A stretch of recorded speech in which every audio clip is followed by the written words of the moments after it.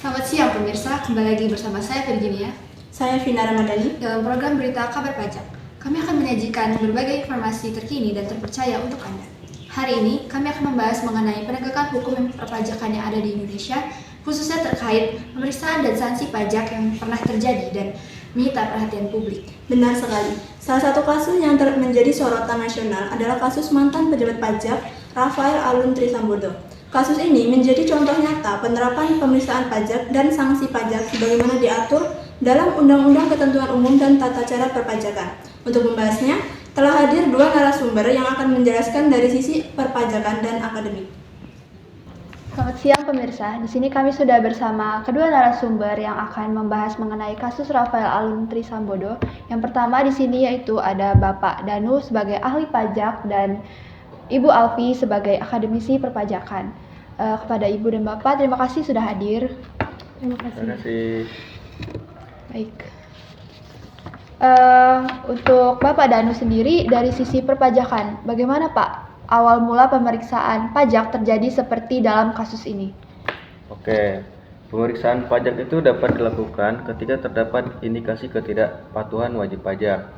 Hal ini sesuai dengan pasal 29 Undang-Undang KUP yang menyatakan bahwa Direktorat Jenderal Pajak berwenang melakukan pemeriksaan untuk menguji kepatuhan pemenuhan kewajiban perpajakan. Nah, di dalam kasus Rafael Alun Trisambodo, pemeriksaan dilakukan karena adanya ketidaksesuaian antara harta kekayaan dan pajak yang dilaporkan. Oke. Kalau dari sisi akademik sendiri Bu Alfi, apa makna pemeriksaan pajak dalam kasus ini dan apa langkah selanjutnya jika ditemukan pelanggaran?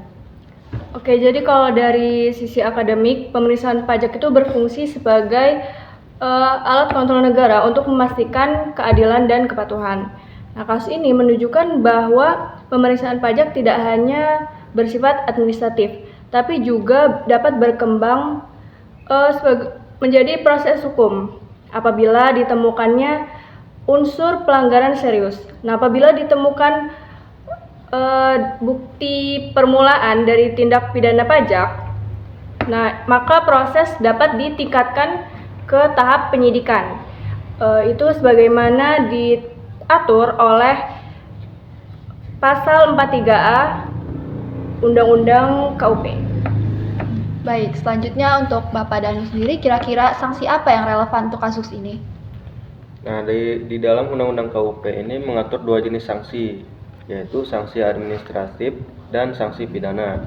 Nah, sanksi pidana diatur dalam pasal 39 Undang-Undang KUP yang menyebutkan bahwa wajib pajak yang dengan sengaja menyampaikan laporan tidak benar dapat dipidana penjara dan denda. Nah, dalam kasus Rafael Alun Trisambodo ini, sanksi pidana dijatuhkan karena pelanggaran yang dilakukan bersifat serius dan melibatkan penyalahgunaan jabatan. Oke. Menurut Bu Alfi, apa pelajaran penting bagi masyarakat dari kasus ini? Jadi kalau menurut saya kasus ini memberikan pesan kuat bahwa kepatuhan pajak berlaku bagi semua pihak tanpa terkecuali. Selain itu, sanksi yang berat menunjukkan bahwa hukum pajak di Indonesia bertujuan menciptakan efek jera serta meningkatkan kepercayaan publik terhadap sistem perpajakan itu. Baik pemirsa, itulah tadi beberapa informasi yang telah kami sampaikan. Dalam kasus tersebut menegaskan bahwa pemeriksaan pajak merupakan instrumen penting untuk menjaga kepatuhan dan keadilan perpajakan.